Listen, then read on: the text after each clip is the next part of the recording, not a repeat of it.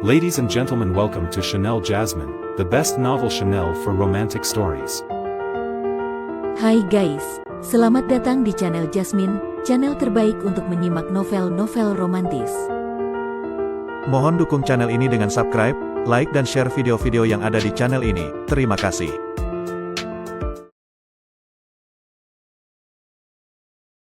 Kaisar Agung Seni Bela Diri bab 1370. Kematian Ji Chuyang. Meskipun klan Ji memblokir berita itu, pada akhirnya, tidak ada dinding yang tidak berangin di dunia ini. Luo Xiu mengeluarkan cakram dao abadi, berubah menjadi sinar cahaya yang melesat, dan menuju ke klan Ji sesuai arah yang ditunjukkan oleh Tuan Takdir. Tiba-tiba, cakram dao abadi sedikit bergetar. Luo Xiu merasakan sesuatu, ia mengendalikan cakram dao abadi untuk berhenti, dan menatap ke kejauhan. Sinar cahaya melesat dalam sekejap, menampakkan sosok yang kabur. Di sekitar sosok ini, ruang dan waktu menjadi terdistorsi, mengalir dengan kekuatan waktu yang misterius. Zhao Zu. Luo Xiu langsung mengenali identitas pihak lain, karena ia pernah mendapatkan pecahan sari cahaya abadi, dan telah menggabungkan pecahan itu menjadi sari cahaya abadi yang kecil, lalu mengintegrasikannya ke dalam cakram dao abadi. Dan Zhao Zu menguasai sari cahaya abadi, jadi ketika Zhao Zu muncul, cakram dao abadi akan merasakannya. Bagi Zhao Zu, Tuan Takdir tentu tidak asing. Selama bertahun-tahun, banyak rumor mengatakan bahwa ia dan Zhao Zu adalah guru sekaligus teman, dianggap sebagai setengah murid Zhao Zu. Qin Zan dan Dugu yang mengikuti penguasa Dao sejati Wuji, juga pernah menghadap Zhao Zu.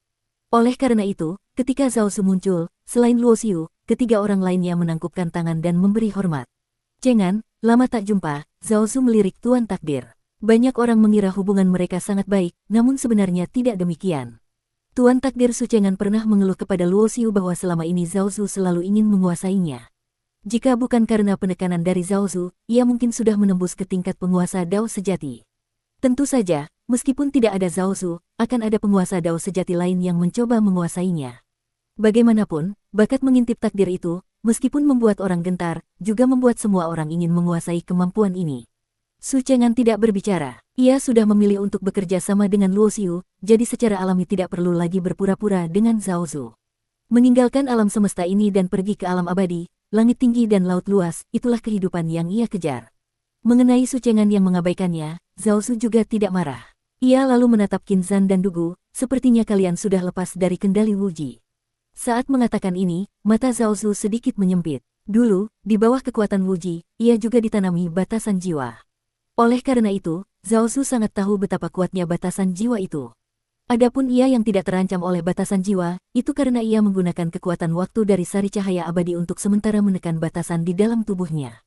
Namun, penekanan bukanlah solusi sejati. Batasan jiwa itu berasal dari tangan Raja Abadi, dan ia juga tidak pernah menemukan cara untuk menyelesaikannya. Baru saat ini, tatapan Zhao Zu tertuju pada Luo Xiu, sang tokoh utama. Ia mencari Luo Xiu dengan mengikuti indera sari cahaya abadi. Raja Abadi tahu sebagian pecahan sari cahaya abadi ada di tubuhmu, bisakah kau mengembalikannya padaku? Zhao Zu menatap Luo Xiu. Di masa lalu yang tak terbatas, setelah Raja Abadi Yunlong gugur, para penguasa Dao sejati pernah bertarung hebat memperebutkan harta karun utama. Harta karun utama memang kuat, tetapi bukan berarti tak terkalahkan. Dalam pertempuran itu, sari cahaya abadi yang mengandung Dao waktu sangat diperhatikan, sehingga kerusakannya juga cukup parah. Pasukan penguasa langit dan bumi di bawah komando penguasa Dao sejati reinkarnasi mencari pecahan sari cahaya abadi di seluruh alam semesta dengan harapan suatu hari bisa merebut sari cahaya abadi.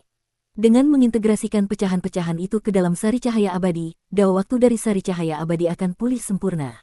Di masa depan, setelah membuktikan Dao menjadi abadi, Dao waktu yang terkandung dalam sari cahaya abadi juga akan naik tingkat, menjadi senjata abadi, dan kekuatan waktu juga akan mencapai tingkat Dao abadi. Bahkan di antara para abadi, tidak banyak yang bisa menguasai kekuatan waktu. Nilai setiap harta karun yang mengandung kekuatan waktu tidak bisa diukur. Terhadap Zhao Zu, Luo Xiu sama sekali tidak memiliki perasaan positif. Meskipun Kaisar Agung Zutian dan Tianyong adalah keturunan Zhao Zu, bagi Zhao Zu, mereka hanyalah pion yang bisa dibuang untuk mati kapan saja. Pecahan sari cahaya abadi adalah peninggalan Tianyong untuk dirinya sendiri, Luo Xiu tentu saja tidak mungkin menyerahkannya. Aku tidak akan menyerahkannya padamu. Serahkan sari cahaya abadi di tanganmu, kata Luo Xiu dengan dingin. Apa? Zhao Zu jelas tertegun. Ia bahkan mengira ia salah dengar. Orang ini tidak hanya tidak mengembalikan pecahan sari cahaya abadi, ia bahkan ingin merebut sari cahaya abadi di tubuhnya. Luo Xiu, kau berlebihan. Suara Zhao Zu dipenuhi amarah, jangan kira kau bisa berbuat sesukamu hanya karena memiliki pedang pemenggal dewa. Kekuatan Dao Waktu bukanlah sesuatu yang bisa kau bayangkan. Menguasai Dao Waktu Sari Cahaya Abadi, jika bukan karena diserang secara diam-diam oleh Wuxin dan Yin Yang Longzun saat itu, ia pasti akan menjadi salah satu penguasa Dao sejati terkuat. Meskipun kultivasinya tidak tinggi di antara para penguasa Dao sejati, hanya di tingkat penguasa Dao sejati tahap akhir, namun dengan misteri Dao Waktu, ia tetap tidak takut pada siapapun. Kalau begitu, tidak ada lagi yang perlu dibicarakan. Luo Xiu juga malas melanjutkan basa-basi. Ia mengangkat tangan, pedang pemenggal dewa muncul di tangannya, dan ia melayangkan satu tebasan. Terhadap pedang pemenggal dewa, mustahil bagi Zhao Zu untuk tidak gentar, namun ia yakin dengan Dao Waktunya ia pasti bisa menahannya. Sari cahaya abadi yang seperti kristal rembus melayang di atas kepalanya. Waktu di langit bintang di sekitarnya seolah menjadi sangat lambat. Di bawah pengaruh kekuatan waktu, kecepatan cahaya pedang pemenggal dewa melambat entah berapa kali lipat. Tidak hanya itu, kekuatan waktu yang dahsyat juga membentuk domain, menyelimuti Luo Xiu, dan kekuatan pembalikan waktu seolah ingin membalikkan kembali keadaan kultivasinya.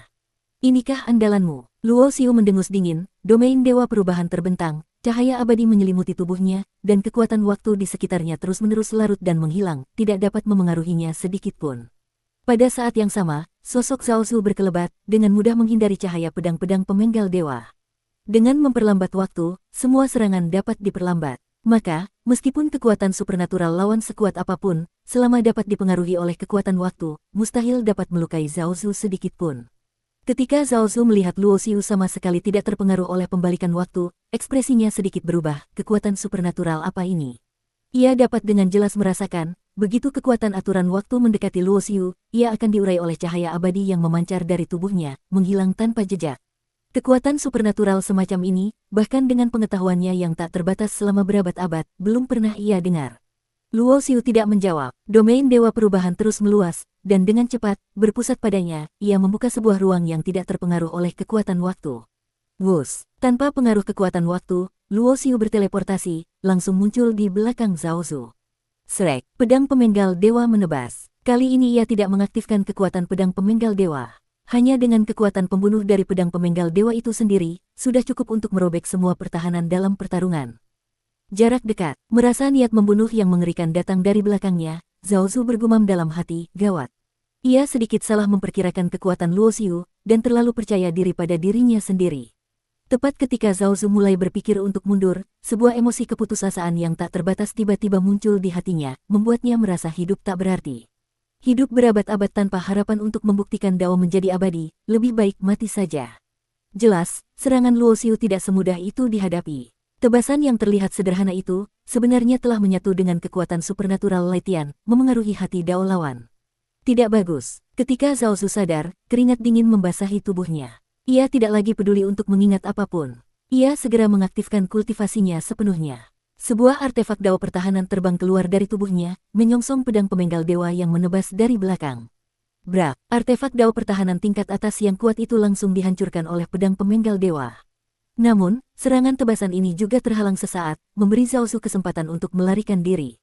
Tebasan itu hanya menghantam bayangan Zhao Zu, dan saat itu tubuh asli Zhao Zu sudah berkelebat ke kejauhan. Dalam hal kecepatan, Zhao Zu tentu tidak bisa dibandingkan dengan Luo Xiu. Tepat ketika Zhao Zu ingin melarikan diri lagi, niat membunuh yang mengerikan menguncinya. Ini adalah niat membunuh dari pedang pemenggal dewa.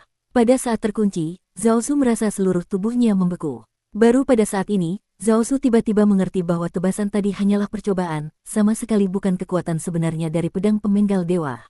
Tiba-tiba, Luo Xiu menghilang. Pupil mata Zhao Zu tiba-tiba menyempit, namun ia tidak merasakan fluktuasi ruang sedikitpun. Puff, detik berikutnya, rasa sakit yang luar biasa melanda seluruh tubuhnya, membuat pupil mata Zhao Zu membelalak. Ia menunduk dan melihat pedang panjang berwarna darah menembus tubuhnya. Ini, bagaimana mungkin? Wajah Zhao Zu dipenuhi ekspresi tidak percaya. Ia sama sekali tidak merasakan apapun. Bagaimana Luo Xiu bisa muncul di belakangnya? Kecuali ia sudah menjadi abadi, bagaimana mungkin tidak ada fluktuasi ruang saat berteleportasi? Ditusuk oleh pedang pemenggal dewa dari belakang, niat membunuh mengerikan dari pisau pembunuh tak tertandingi ini menyelimuti seluruh tubuh Zhao Zu. Selama Luo Xiu berpikir, niat membunuh mengerikan pedang pemenggal dewa akan menghancurkan tubuh Zhao Zu, memusnahkan sumber jiwanya. Kali ini, aku tidak akan membunuhmu, tiba-tiba Luo Xiu mengatakan ini, tepat ketika Zhao Zu mengira ia pasti akan mati.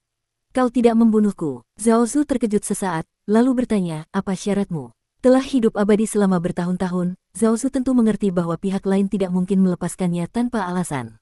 Aku hanya ingin sari cahaya abadi, suara dingin Luo Xiu terdengar dari belakang. Mendengar ini, mata Zhao Zu seketika meredup. Ia tahu ini akan terjadi. Sama seperti ia ingin mendapatkan pecahan sari cahaya abadi dari Luo Xiu untuk sepenuhnya memperbaiki sari cahaya abadi, Luo Xiu juga ingin mendapatkan sari cahaya abadi miliknya untuk mendapatkan harta karun utama yang mengandung dao waktu itu. Jika ada pilihan, Zhao Zu lebih suka mengorbankan segalanya daripada menyerahkan sari cahaya abadi, karena ia sangat jelas bahwa jika ia kehilangan sari cahaya abadi, kekuatannya pasti akan menurun drastis karena pemahamannya tentang dao waktu belum mencapai kesempurnaan. Tanpa sari cahaya abadi, hanya mengandalkan dirinya sendiri untuk memahami, ia mungkin tidak akan pernah mencapai tingkat kesempurnaan dalam hidupnya. Namun pada saat ini, ia sama sekali tidak punya pilihan. Sudut bibir Zhao Zu menunjukkan kepahitan yang mendalam. Ia menyesal telah mencari masalah dengan Luo Xiu. Ia kesal pada dirinya sendiri mengapa begitu sombong berpikir bahwa ia bisa menekan pemuda iblis ini hanya dengan dao waktu. Setelah sari cahaya abadi diserahkan, maka dengan kekuatan waktu yang bisa ia kuasai sendiri, ia sama sekali tidak akan bisa menekan batasan di dalam jiwanya. Seolah-olah saat ini, apapun pilihannya, itu adalah jalan buntu. Bersambung.